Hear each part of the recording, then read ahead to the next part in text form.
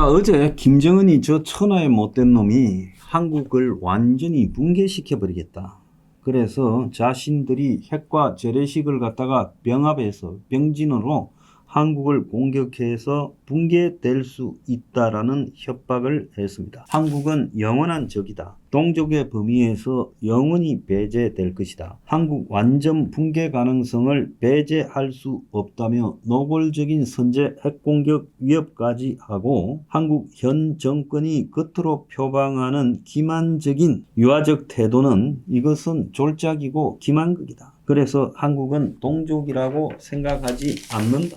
이렇게 말하며 철저한 적대국이라고 못을 받고 단 미국에 대해서는 우리 국가의 현 지위를 존중하며 대조선 적대시 정책을 철회한다면 우리와 미국이 좋게 지내지 못할 이유가 없다. 이렇게 말을 하고 있어요. 최근에 정동영 통일부를 비롯해서 지금 출입부터 시작해서 이 정권 전부가 이재명 이하 다 나서서 대북 유화책을 썼지요. 그래서 한미일 비행훈련에 참가 안 하겠다 해서 주한미군 사령과 사가 시비가 걸리고 있고 프리덤 실드 북한의 남침에 대비한 훈련에 대해서 한국이 야외 기동 훈련을 대규모 축소하자 이렇게 해서 지금 날짜가 안 잡히고 있다라는 논란도 벌어지고 있고 자 미군의 대중 전략적 유연성에 대해서 한국이 반대하는 모습도 벌어지고 있고 또 더 나아가서 DMZ 주변 정찰을 스스로 안 하겠다고 하고 있어요. 이렇게 계속 북한에다가 꼬리를 치고 있는데도 불구하고 북한은 한국을 무시하고 트럼프가 4월 방중할 때 트럼프가 가장 약한 입지에 놓여 있기 때문에 트럼프와 딜을 칠 상황이라고 보는 것 같아요. 그래서 북한은 자기들이 가장 유리하고 상대가 가장 불리할 때 딜을 친다는 거예요. 그게 전통적인 전략입니다.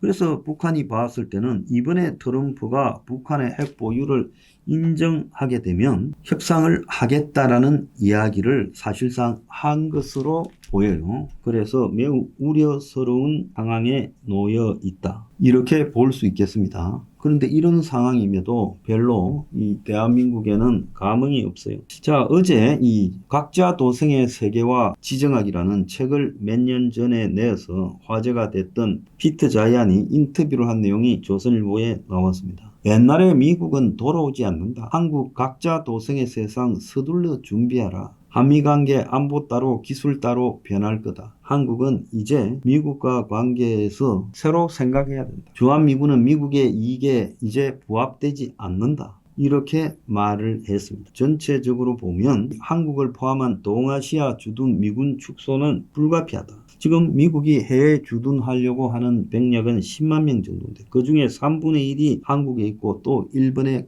그만큼 있다. 이제 이런 것들이 미국에는 일본은 몰라도 한국은 파트너가 아니고 국익에 부합되지 않기 때문에 한국의 안보는 한국이 책임져다. 이런 것이고 한일 관계를 미국이 중재하겠다라는 기대도 접어라.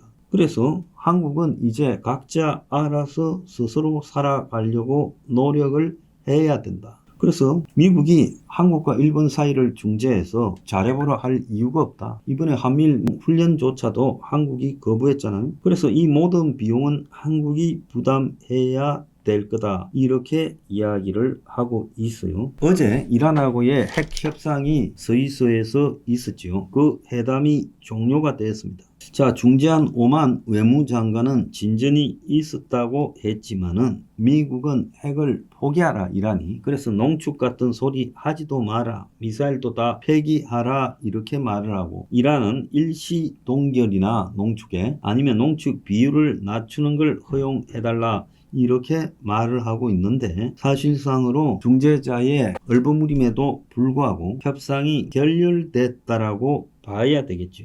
자, 이란 측의 내용을 보면 미사일 시스템이나 방위산업 프로그램에 대한 내용은 미국에 제시되지 않았다. 영구적인 농축 중단이나 핵시설 해체, 우라늄 비축량 등도 전적으로 우리가 폐기할 걸 거부한다라고 말을 했어요. 미국은 현재 이란 핵시설 3곳을 모두 해체하고 남아있는 농축 우라늄을 미국에 인계해라, 이렇게 말을 했어요. 결론적으로 보면 이란이 핵농축 연구 중단, 3대 핵시설 해체, 남아있는 우라늄 미국 반출, 이 3대 요구 조건을 다 거부했기 때문에 협상이 사실상 결렬됐고, 또 미국은 이란과의 협상이 시한부를 두고 하는 게 아니라 일몰 조항이 없다, 영원히 지속돼야 된다, 그래서 사실상 깨졌어요. 그래서 이란이 협상을 하는 척하면서 내부에 미국과 싸울 준비를 하고 미사일을 가다듬고 여러 가지 전쟁 준비를 하고 있다라는 것, 또 이란의 신정 정권이 미국의 요구를 들어주면 더 이상 정권 유지가 되지 않는다는 것, 후계자까지 지정해 놓고 있다. 그래서 미국은 이걸 알기 때문에 협상에 응해주는 척하면서 곧 이스라엘이 먼저 이란을 두들길 명분을 찾는데, 어제 이란이 본질적으로 핵 폐기를 하지 않겠다라는 걸 분명히 했어요. 그렇기 때문에 이스라엘이 먼저 이란을 두들기고, 그러면 이란이 이스라엘을 공격하고 미국 시설이나 미군 시설, 중동에 있는 걸 공격하고, 이러면 미국이 본격적으로 상황에 뛰어들어서 폭격을 할 수 있는 정치적 명분을 확보하는 것이다, 이렇게 계획을 세워놓고 있는 걸로 보입니다. 그래서 이란 전쟁의 성공은 이스라엘이 하고, 이란의 공격이 있고 나면 후공을 통해서 끝을 내는 것은 미국이 한다, 이렇게 봐야 될 거고, 사우디 등 중동의 미국의 우방에게도 이런 내용들이 다 합의가 된 걸로 제가 알고 있고, 사우디도 이번에 이란이 제거되어져야 한다, 이렇게 말을 하고 있는 걸로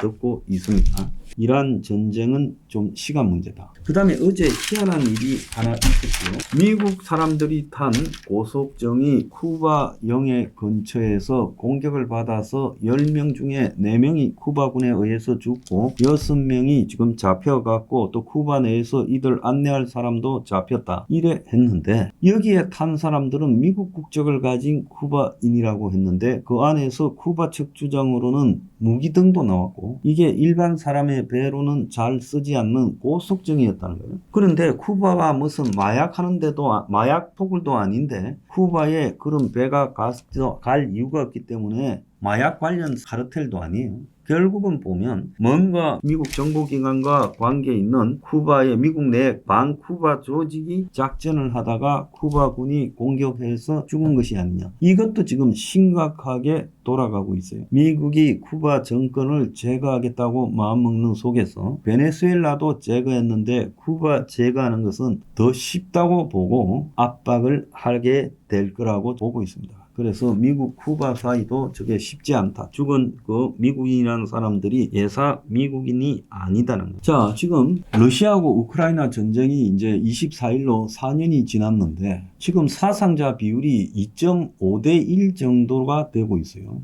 그래서 러시아가 2.5배가 우크라이나 사상자보다 많다는 거예요. 최근에 미국이나 유럽의 나토 EU의 지원이 줄어들었음에도 불구하고 최근 전장에서 보면 우크라이나가 러시아의 방공 시스템 1조 4천억짜리를 날려버리고, 또 러시아의 각 미사일 공장이 지금 3,000km 떨어졌는데 모스크바보다도 더 먼데 날려버리고, 그리고 우크라이나가 최근에 보면 새로 땅을 점령을 해가고, 그러면서 전체적으로 보면 러시아의 사상률이 더 높아져 가고 있다.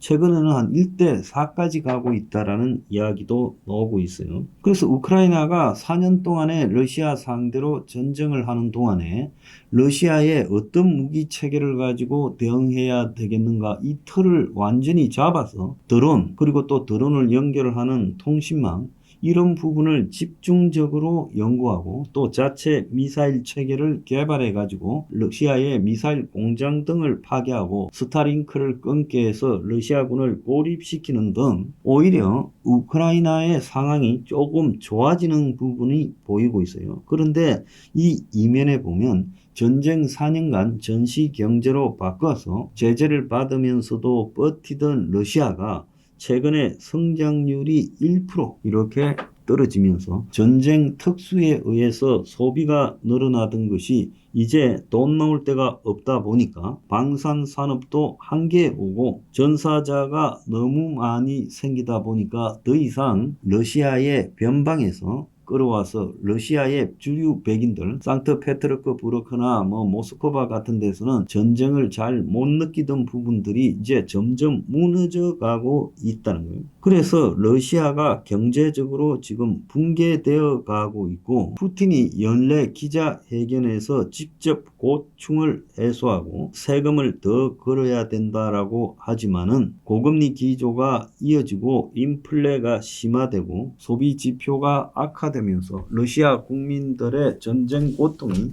이제 실감 있게 다가오고 있다는 거예요. 러시아 내부 상황이 굉장히 지금 어렵게 되어가고 있다. 이렇게 봐야 된다는 겁니다. 그래서 아무리 미쳐 날뛰어도 결국 러시아 또한 이번에 종이 호랑이임이 드러났고 푸틴의 효율적인 국가 통치가 효율이 아니다라는 것도 드러나고 있다는 거예요. 러시아가 지금 먼저 자빠질 가능성이 높다는 거예요.